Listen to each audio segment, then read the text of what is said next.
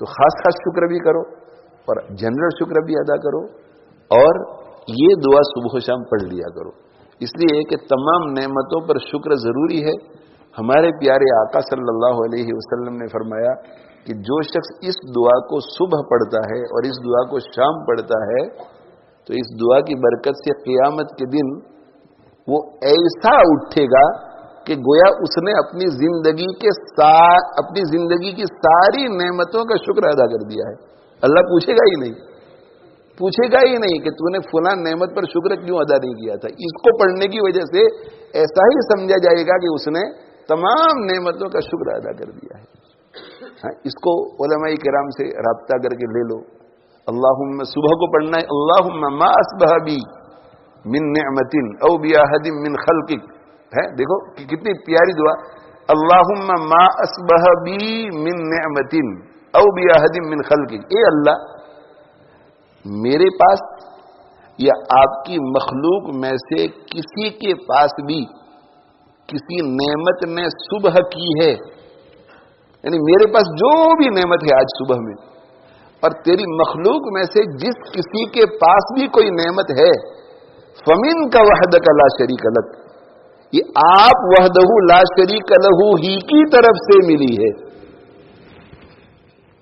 آپ ہی کی طرف سے ملی ہے، کسی کو کسی کی طرف سے نہیں ملی ہے۔ فلک الحمد ولک الشکر، لہذا ساری تعریفیں بھی آپ کے لیے ہے اور سارا شکر بھی آپ کے لیے ہے۔ یہ صبح پڑھنا ہے، اللہم ما اصبح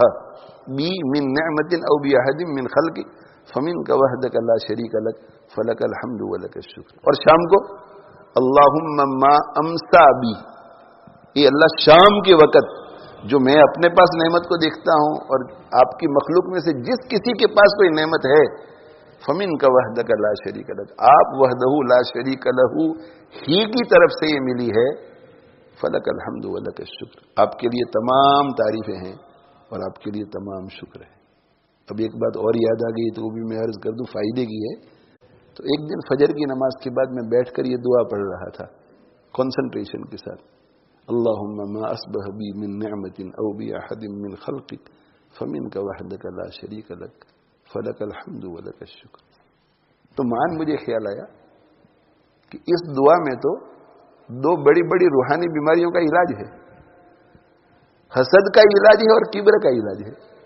ایسا وہاں بیٹھے بیٹھے مجھے خیال آیا،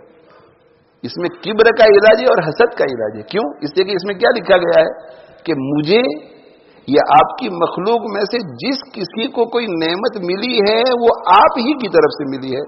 اور جب آپ ہی کی طرف سے ملی ہے تو مجھے تکبر کا کیا حق، اور مجھے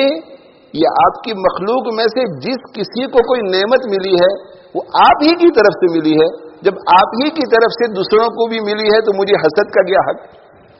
میں نے کہا بھائی اس دعا کے اندر تو تکبر اور حسد کی بیماری کا بہترین علاج ہے۔